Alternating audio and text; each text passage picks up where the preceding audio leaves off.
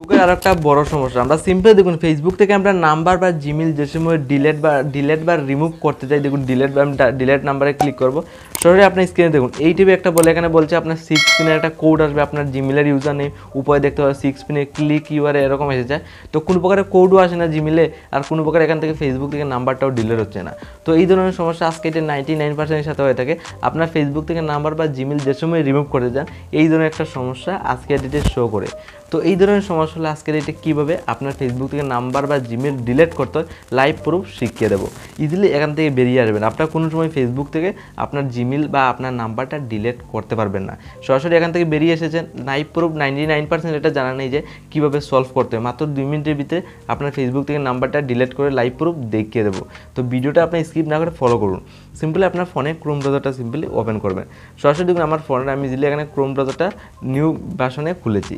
তো Chrome browser আপনার search করবেন ফেসবুক অথবা আপনার ফেসবুক জিমেল বা নাম্বার রিমুভ সার্চ করতে পারেন। তো সিম্পলি আমি এখানে ফেসবুক সার্চ করে দেখুন এসে গেছে। তো এখানে আপনার ওয়েবসাইট পেয়ে যাবেন। তো আপনার সিম্পলি একটা ওয়েবসাইট দেখুন 2 নম্বরে একটা ওয়েবসাইট আপনার পেয়ে যাবেন, সরাসরি এটাতে ভিজিট করবেন।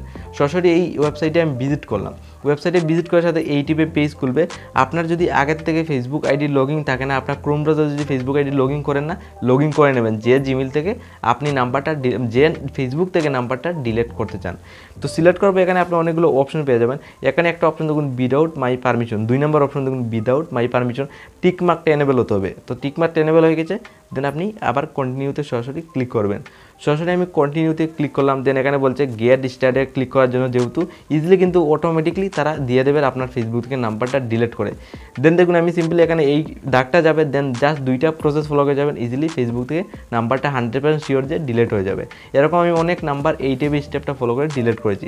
ফার্স্ট অফ অল এই ডাকটা যেতে হবে, দেন নাম্বারটা ইজিলি ডিলিট করতে পারবে। দেখুন ডাইরেক্টলি রিডাইরেক্ট করে ডাইরেক্টলি দেখুন এখানে দেখুন এই টাইপের একটা পেজ খুলবে, পাসওয়ার্ড, রিভিউ, ইমেল অ্যাড্রেস, দেখুন সেট নেম, ফলোয়ার, এরকম কিছু পার্সোনাল জিনিস ফেসবুক অফিসিয়াল থেকে চেক করেছে।